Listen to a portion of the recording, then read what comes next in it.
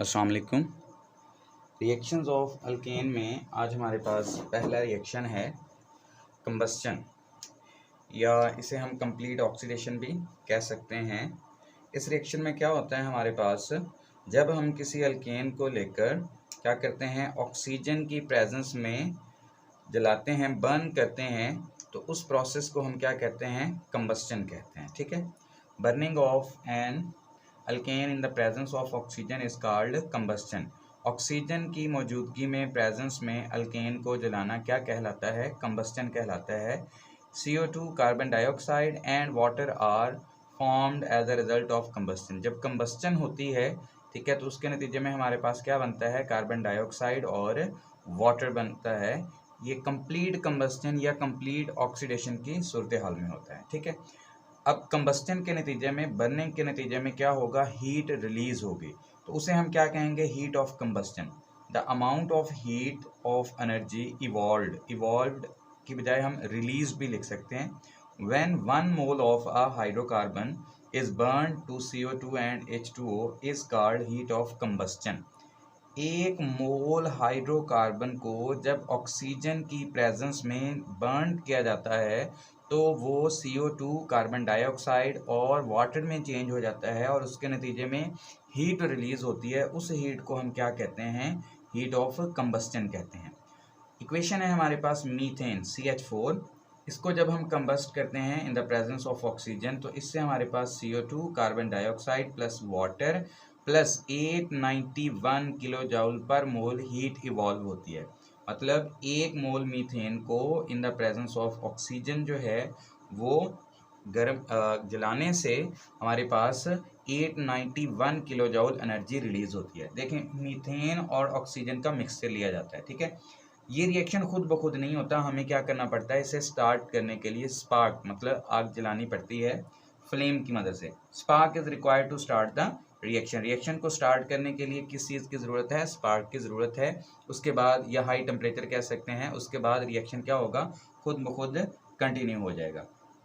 A compressed mixture of alkanes and air burns smoothly in the internal combustion engine and increases its efficiency। गाड़ियों में जो fuel होता है alkane की शक्ल में, वो होता है अल्केन के कंप्रेस्ड अल्केन। ठीक है, वो वेपर्स की फॉर्म में होगा और एयर जो है वो भी हमारे पास, एयर जो है गैसियस फॉर्म में और अल्केन वेपर्स की फॉर्म में, वो भी गैसियस फॉर्म कह सकते हैं। उन वो कंप्रेस्ड फॉर्म में जब इंटरनली कंबस्चन इंजन के अंदर वो जलते हैं, तो उससे क्या पैदा होती है, हीट पैदा होती है, जो गाड़ी को मूव ऑन करने के लिए ज़रूरी है। ये सेम रिएक्शन ही हम घरों में भी यूज़ करते हैं। जो हम सिलेंडर वाली गैस यूज़ करते हैं, तो उसमें भी मीथेन होती है और उसके नतीजे में CO2 वाटर बन रहा होता है, और ये जो हीट रिलीज़ होती है, इसे हम कुकिंग पर्पज़ के लिए यूज़ कर रहे होते हैं। ठीक है, तो ये है हमारे पास इसकी कंप्लीट ऑक्सीडेशन। नेक्स्ट हमारे पास है ऑक्सीडेशन, हमारे पास एक और टाइप की भी है, वो है इनकम्प्लीट ऑक्सीडेशन, और एक और है वो है कैटालिटिक ऑक्सीडेशन। ठीक है, तो ऑक्सीडेशन बेसिकली अगर देखें तो कंप्लीट, इनकम्प्लीट और कैटालिटिक ऑक्सीडेशन। ठीक है, अब हमारे पास है इनकम्प्लीट ऑक्सीडेशन। इनकम्प्लीट ऑक्सीडेशन में हम क्या करेंगे, ऑक्सीजन की सप्लाई जो है वो हमारे पास क्या होगी, लिमिटेड होगी। ऑक्सीजन लिमिटेड होगी, उसके नतीजे में क्या बनेगा, देखें, मीथेन प्लस ऑक्सीजन, इसको भी फ्लेम की ज़रूरत पड़ेगी। इससे हमारे पास carbon black plus carbon dioxide plus हमारे पास क्या बन जाएगा, वाटर बन जाएगा। ठीक है, अब यहाँ पे ऑक्सीजन लेस है, लिमिटेड सप्लाई है, इसकी वजह से हमारे पास क्या बन रहा है, हमारे पास जो है वो कार्बन ब्लैक बन रहा है। अब जो कार्बन ब्लैक होता है हमारे पास, वो इस्तेमाल होता है पेंट्स में, ऑटोमोबाइल टायर्स में और प्रिंटिंग इंक्स में। ठीक है, तो स्टूडेंट्स यहाँ पे कार्बन मोनो बनेगा,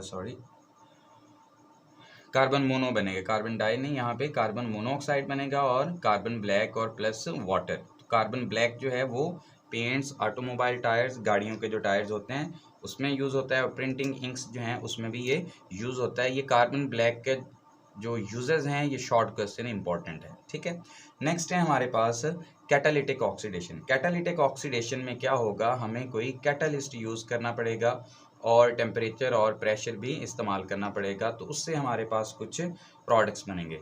जब लोअर अल्केन्स को इन the presence of temperature, pressure और कैटलिस्ट जो है वो ऑक्सीडाइज किया जाता है, ऑक्सीडेशन की जाती है, तो हमारे पास डिफरेंट यूजफुल प्रोडक्ट्स बनते हैं। नंबर 1 पे आ जाए, हमारे पास है मीथेन, CH4 जो है, इसको इकट्ठा भी लिख सकते हैं, ऐसे भी लिख सकते हैं, ठीक है। मीथेन की जब हम ऑक्सीडेशन करते हैं in the presence of copper, 400 Celsius temperature है और 200 ATM प्रेशर है हमारे पास, तो इसके नतीजे में हमारे पास क्या बनेगा, देखें हमारे पास ये वाला जो ऑक्सीजन है ये इस बॉन्ड के ऊपर अटैक करेगा और इस बॉन्ड को यहाँ से ब्रेक कर देगा। एज अ रिजल्ट क्या होगा, एक कार्बन के साथ 3 हाइड्रोजन वैसे ही अटैच रहेंगे और साथ यहाँ पे क्या हो जाएगा, ऑक्सीजन अटैच हो जाएगा, ठीक है। अब ऑक्सीजन जो है वो 2 बॉन्ड बनाता है, लेकिन यहाँ पे अगर हम देखें तो उसका 1 बॉन्ड है, तो इस वजह से ये क्या करेगा, ऑक्सीजन जिस हाइड्रोजन को इसने हटाया था उससे क्या कर लेगा, दोबारा अपने साथ अटैच कर लेगा, ठीक है। तो ये वाली जो हमारे पास चीज़ बनती है ये बनता है अल्कोहल, ठीक है। ये हमारे पास क्या था, अल्केन, और उससे हमारे पास क्या बन गया, अल्कोहल। तो ये आपका MCQ भी हो जाएगा कि अल्केन की ऑक्सीडेशन से क्या बनता है, अल्कोहल। सिंपल स्मॉलर अल्केन की ऑक्सीडेशन से हमारे पास क्या बन गया, अल्कोहल। नेक्स्ट है हमारे पास यही वाला अल्कोहल, उठा के हम इधर लिख देते हैं। अब हमने क्या करना है जी, अल्कोहल की ऑक्सीडेशन करनी है। सेम कंडीशन है, कॉपर, टेम्परेचर भी वही है 400 सेल्सियस और प्रेशर 200 ATM। अब यहाँ पे क्या होगा हमारे पास, यहाँ पे हमारे पास ये वाला हाइड्रोजन और ये वाला OH, ठीक है, ये रिलीज हो जाएंगे यहाँ से और ये क्या बन जाएगा हमारे पास, यहाँ पे वाटर बन जाएगा। अब क्या हुआ, वाटर रिलीज हो गया, यहाँ पे कार्बन के साथ एक हाइड्रोजन अभी भी है वो हमने लिख दिया, दूसरा हाइड्रोजन भी नीचे है वो भी हमने लिख दिया, ठीक है। इधर नीचे लिखने की बजाय इसे हम इधर भी लिख सकते हैं, तो आप इधर भी लिख लें तो भी कोई इश्यू नहीं है, नीचे लिख दें तो भी कोई इश्यू नहीं है। अब ये क्या हुआ, यहाँ पे 2 बॉन्ड फ्री हो गए, ठीक है। इन 2 बॉन्ड्स की जगह पे कौन सी चीज़ आके अटैच हो जाएगी, ऑक्सीजन अटैच हो जाएगा, डबली बॉन्डेड, क्योंकि ऑक्सीजन डबल बॉन्ड बनाता है, तो ये आके डबल बॉन्ड बना लेगा, ठीक है। ये हमारे पास क्या था, ये था हमारे पास अल्कोहल। अल्कोहल की ऑक्सीडेशन से हमारे पास क्या बन गया, एल्डिहाइड। अल्कोहल की ऑक्सीडेशन से हमारे पास क्या बन गया, एल्डिहाइड। इसका नाम है फॉर्म एल्डिहाइड। ये मीथाइल अल्कोहल है, ये हमारे पास फॉर्म एल्डिहाइड है, ठीक है। अब नेक्स्ट आ गया हमारे पास फॉर्म एल्डिहाइड। यही वाले जो प्रोडक्ट था उसको उठा के इधर हम ले आए, रिएक्टेंट बना दिया हमने। अब यहाँ पे क्या होगा, यहाँ पे दोबारा जैसे पहले स्टेप में हुआ था, यहाँ पे दोबारा ये ऑक्सीजन इस जगह पे अटैक करेगा और इस बॉन्ड को यहाँ से ब्रेक कर देगा और ऑक्सीजन यहाँ पे आके इसके साथ अटैच हो जाएगा। अब क्या होगा, ऑक्सीजन फिर वही बात 2 बॉन्ड बनाता है, तो यहाँ पे तो इसका 1 बॉन्ड है, दोबारा क्या करेगा, जिस हाइड्रोजन का बॉन्ड इसने ब्रेक करवाया था कार्बन के साथ, दोबारा उसे अपने साथ अटैच कर लेगा, ठीक हो गया, ये हमारे पास बन जाएगा। अब ये वाला जो फंक्शनल ग्रुप होता है, ये वाले अगर फंक्शनल ग्रुप को पूरे को देखें तो ये हमारे पास कार्बोक्सिलिक ग्रुप होता है, ठीक है। तो इसका मतलब ये हुआ कि हमारे पास जो एल्डिहाइड है, ये वाला एल्डिहाइड की ऑक्सीडेशन हमने की तो हमारे पास क्या बन गया, कार्बोक्सिलिक एसिड। कार्बोक्सिलिक एसिड को हम जनरली फैटी एसिड्स भी कहते हैं, क्योंकि फैट्स में ये बहुत ज़्यादा पाया जाता है, उसका ये मेन कॉन्स्टिट्यूएंट होता है, उसको बनाता है, ठीक हो गया। अब नेक्स्ट आ गया जी हमारे पास यही वाला प्रोडक्ट जो है, इधर ले आए हम, इसे रिएक्टेंट बना दिया। अब हमारे पास क्या बनेगा जी, अब हमारे पास ये वाला OH और ये वाला H, ये रिलीज होके क्या बना देंगे, H2O। ये वाला OH और ये H रिलीज होके क्या बना देंगे, H2O। बाकी हमारे पास क्या बन जाएगा, बाकी कार्बन डबल बॉन्ड ऑक्सीजन वैसे रह गया, वो दोबारा लिख देते हैं, कार्बन डबल बॉन्ड ऑक्सीजन। अब इस कार्बन के कितने बॉन्ड फ्री हो गए, एक यहाँ से फ्री हुआ, एक यहाँ से, 2 बॉन्ड फ्री हो गए, तो वो डबल बॉन्ड किसके साथ अटैच हो जाएगा, ऑक्सीजन के साथ, ठीक है। इसे ऐसे लिख दें या सिंपली जैसे पहले लिखा हुआ था CO2 लिख सकते हैं, ठीक है, एग्जैक्ट इसे CO2 भी लिख सकते हैं, ठीक हो गया। अब यहाँ पे भी कंडीशन सेम ही होंगी, कॉपर और 400 सेल्सियस और 200 ATM हमारे पास प्रेशर है। तो कार्बोक्सिलिक एसिड की ऑक्सीडेशन से हमारे पास क्या बनता है, CO2 प्लस वाटर बनता है, ठीक है। अब ये जो हमने कैटालिटिक ऑक्सीडेशन की है, इसका फ़ायदा क्या होता है, इंडस्ट्रियल क्या इंपॉर्टेंस है इसकी। इंडस्ट्री में हम इसे यूज़ करते हैं to prepare higher fatty acid.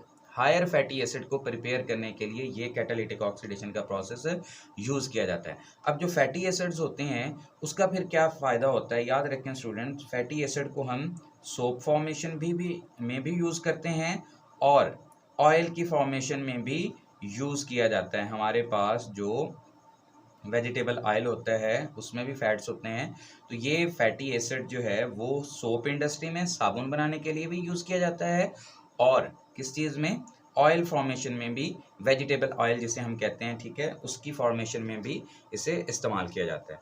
तो ये है हमारे पास आज का टॉपिक कैटालिटिक ऑक्सीडेशन। ये लॉन्ग के लिए इम्पॉर्टेंट है, आ सकता है आपको पेपर में, तो आपने इसे समझ के अच्छी तरह याद करना है और प्रैक्टिस भी करनी है ताकि क्लियर हो जाए। अल्लाह हाफिज़।